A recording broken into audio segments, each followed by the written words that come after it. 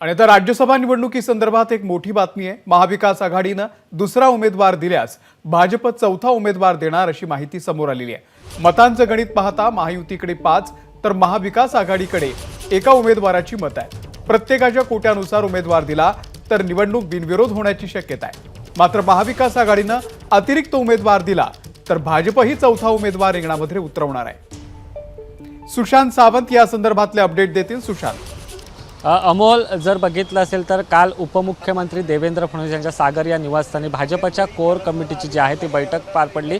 प्रमुख 4 नेते होते ज्यांची बैठक होती आणि या बैठकीत असं ठरलंय, जर महाविकास आघाडीने उमेदवार एक्स्ट्रा दिला तरच भाजप जो आहे तो चौथा उमेदवार राज्यसभेच्या निवडणुकीच्या रिंगणात उतरवणार आहे। आता जर मतांची आकडेवारी जर पाहिली असेल तर महायुती 5 जागांवर निवडून येऊ शकते, तर महाविकास आघाडीचा एक उमेदवार निवडून येऊ शकतो। म्हणजे 6 जागांसाठी खरं तर निवडणूक होणार आहे।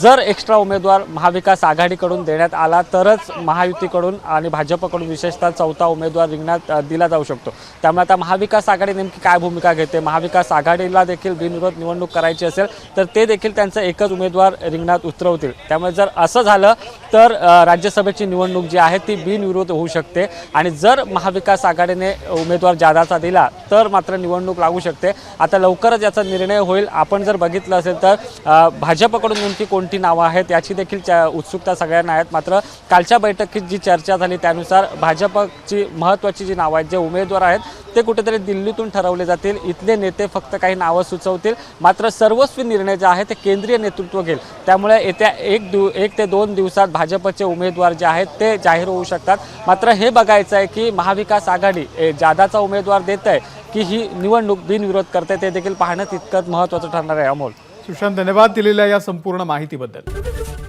एबीपी माझा, उघडा डोळे बघा नीट।